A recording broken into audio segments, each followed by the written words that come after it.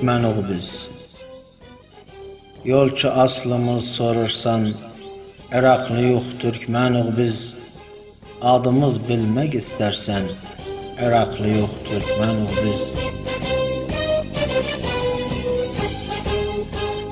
Aslan təki üskəguq biz, Muhibbetten söyləruq biz.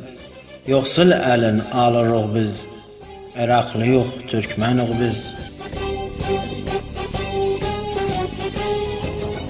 Muhibbetlidir geylimiz, herkese datlı dilimiz. Qal'adır nişan yerimiz, Iraklıyuq Türkmenuq biz.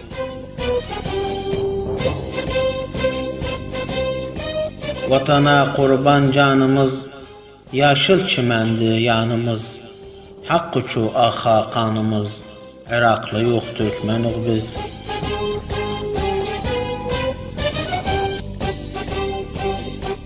Düşmanın canın əzəruq, dağı daşı biz gəzəruq.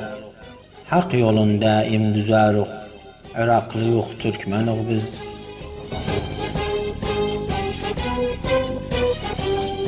Baba oğlu dilin salmaz, gevil yıxanlarla qalmaz.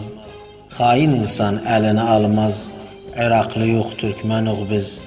Iraklıyuq Türkmenuq biz.